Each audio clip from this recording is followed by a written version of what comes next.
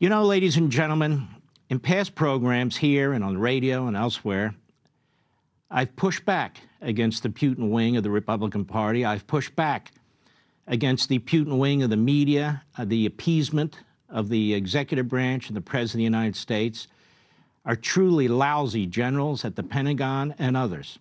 It was abundantly clear to me that when Vladimir Putin had almost 200,000 of his men lined up on the borders with Ukraine, he intended to invade that country. People raised doubt about that. Now, that didn't make any sense, did it? 500 tanks, 200,000 soldiers, God knows what else. He intended to invade. That was the time, and even before that, for this administration to arm up the Ukrainians. Not 3, 4, 5 weeks later. Not 3, 4, 5 weeks later.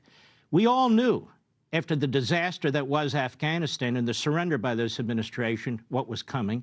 We all knew when Biden was appeasing Putin in every possible way, whether it was a pipeline or a nuclear deal and so forth. We all knew that this day would come. We all know that Communist China and Xi, another psychopath genocidal maniac, has every intention of invading Taiwan. He's all but destroyed Hong Kong. We all knew that in Tehran, the Islamic regime there, the fanatical, dangerous, neo-Nazi regime in Tehran, is going to continue to build nukes till it can attack Israel, its Gulf Arab neighbors, and yes, even the United States of America. If we knew this, how is it that Biden didn't know it? How is it that the Secretary of State and Secretary of Defense didn't know it? Well, I suggest they knew it, but they are weak and pathetic. Now what?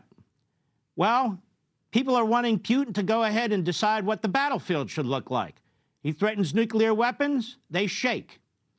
He threatens other weapons, they shake. Now, ladies and gentlemen, as I've said before, the old Soviet Union had nuclear weapons. Russia has had nuclear weapons for half a century. We have nuclear weapons, too.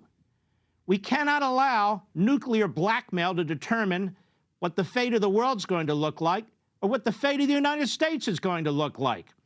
Putin is not going to use nuclear weapons, certainly not now. How do I know that? Am I Nostradamus? No. It's common sense. If he wanted to use nuclear weapons, he'd use them. Why would he use nuclear weapons in response to MiG-29s, old jets, 25 or 30 of them delivered to the Ukrainians? Well, because it might stalemate. Well, we were just told by our Defense Department, told by our White House, and all the phony experts on TV that it wouldn't make a difference. So if it doesn't make a difference, then why would Putin go to level 1 and use nuclear weapons in response to MiG-29s? He wouldn't. That's why. Furthermore, Xi, we need to understand that we are more powerful than China right now. No thanks to this administration, but prior administrations. We're economically more powerful, militarily more powerful, and it's important that we stay that way, even though we're sliding as a result, particularly of this administration and the Obama administration. We need to muscle up our military now, not with a few $1 billion, but with a special Manhattan-like project, not to go to war, but to prevent war, to make sure we are the most muscular military on the face of the earth, no matter how many enemies we are facing. That is a deterrence. That is a response. That is peace through strength, as Reagan put it, and as Trump would put it as well. Then we have North Korea. North Korea was in a box under Trump. Look at it now. Now it wants to fire its brand new shiny ICBM. That'll show us, right? But even more concerning right now is Iran. This administration has appointed Putin, for all intents and purposes, to negotiate on our behalf with the regime in Tehran that keeps talking about death to America, death to America. Now, they already fired ballistic missiles at our consulate. What's the response of our government? Well, they didn't mean to hit our consulate. You know, the enemy hears this stuff. The enemy sees this stuff. What will happen if Iran gets nukes? Well, what's happened with Putin and nukes? He's been waving them around. He's been blackmailing us. He's trying to control the battlefield, right, by threatening us. You hear analysts and others say, oh, we got to worry about this. What do you think Iran will do? If Iran unleashes Hezbollah against Israel, if Iran topples the government in Egypt or Saudi Arabia, well, we can't do anything because Iran has nukes. Or all over the world, Iran can make threats on behalf of its ideology and its fundamentalism. This has to be stopped. And yet the Biden administration, through Putin, is negotiating a deal that's weaker than the deal in 2015. It will give tens of billions of dollars to the Iranian regime without restriction. It will ensure that they have nuclear weapons placed on ICBMs, intercontinental ballistic missiles that can reach any corner of the earth. It's going to ensure that terrorists who right now are on terrorist watch lists will be removed. They're even talking about the Republican Guard that shot those missiles at our consulate, the Republican Guard that has created all these casualties with American soldiers. You see tunnel to towers, you see wounded soldiers.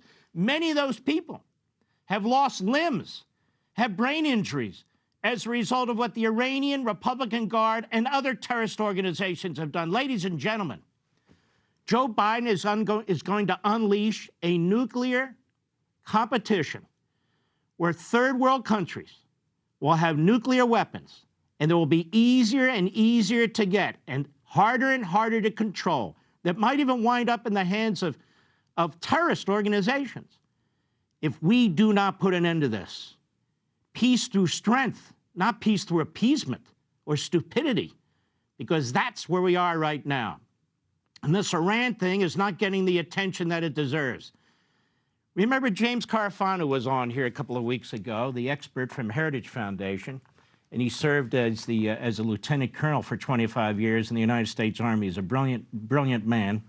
He gives advice to a lot of organizations and so forth, and he said you cannot bifurcate Russia from China or China from Iran. And I call this the axis of evil. They're all working together.